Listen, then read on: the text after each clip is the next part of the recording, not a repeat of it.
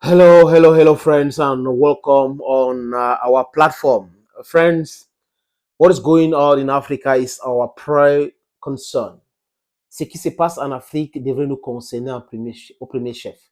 C'est vrai que l'actualité internationale, du moins hors de l'Afrique, nous inspire aussi, comme la loi que les Tunisiens viennent de voter pour ne pas normaliser les situations en Israël, c'est aussi en Afrique.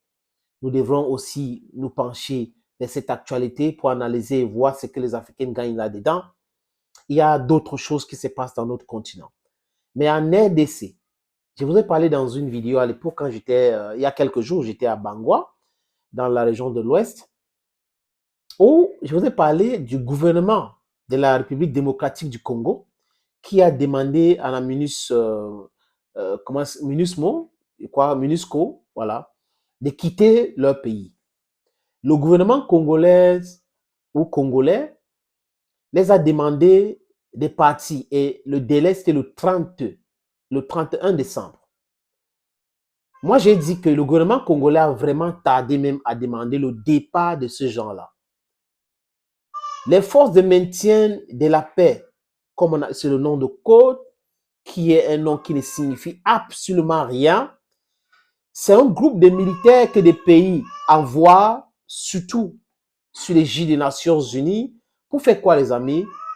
Pour maintenir l'Afrique dans le sous-développement, pour encourager le pillage de l'Afrique.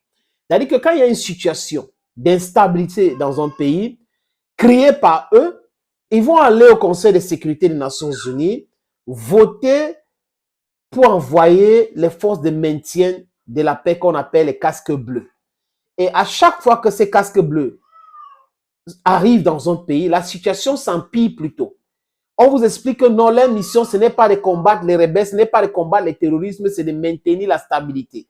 C'est quoi la stabilité quand un pays ne peut pas jouir de ses ressources contrôlées par les rebelles, contrôlées par les terroristes? Au Congo, on a un groupe dangereux des milices de M23 qui spolient ce pays avec l'aide de certains pays africains sous l'égide de l'ONU et les puissances prédatrices qui sévit. En RDC, vous le savez tous les amis, que c'est un pays riche, immensément riche. Mais le paradoxe de ce pays, c'est que c'est pauvre, très endetté et embêté. Et on est en train de parler d'envoyer les aides dans ce pays, l'aide tous les jours. Alors que l'Est du pays a été coupé et Sarkozy avait même proposé une idée criminelle de la balkanisation du Congo.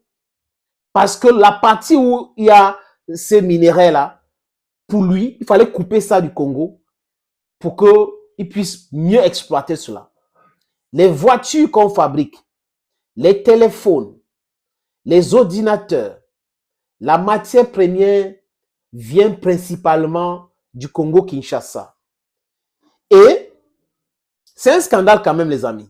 Les pays de l'Afrique de l'Est avaient été appelés par la République démocratique du Congo pour venir sécuriser l'Est et combattre les miliciens de M23. Ces gens sont arrivés là-bas, ils se sont comportés exactement comme ces forces de maintien de la paix des Nations Unies.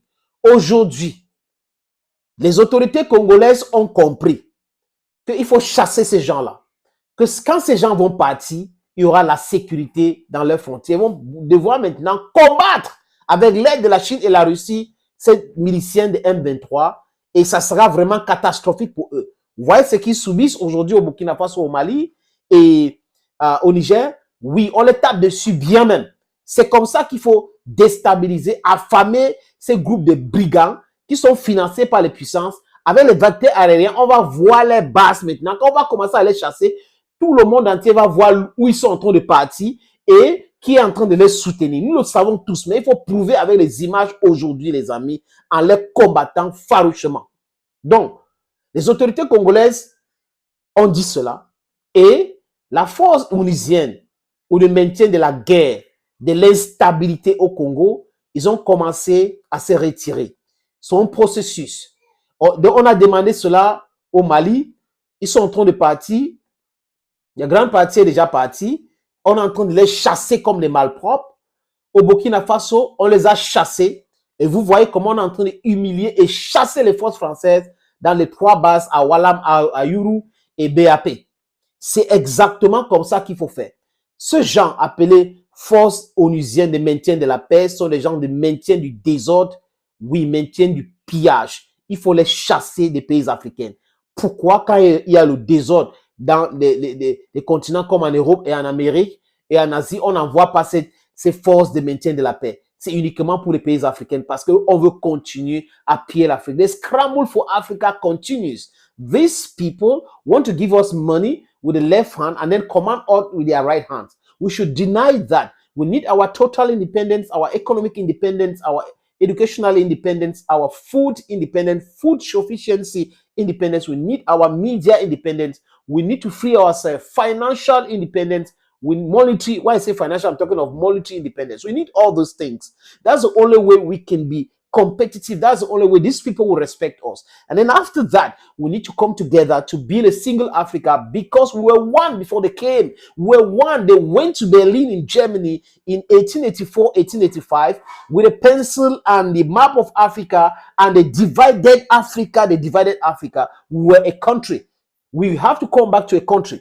That's a fight of Kwame Nkrumah, Patrice Lumumba, Umunyobe, Felix Mumi, Marion Gwabi, all the others, Nelson Mandela, Thomas Sankara. I will have a younger generation today of leaders who are thinking the same way. They are thinking the liberation of Africa. They are thinking total economic independence of Africa. You know it, guys. We should be focused. We should love Africa by the way of combating. We need to speak the truth. We need to debunk all the lies. We need to deconstruct. We need to rewrite the history of our continent, which is a country. Thank you, friends, for watching this video on this platform. Stay blessed and bye-bye for now.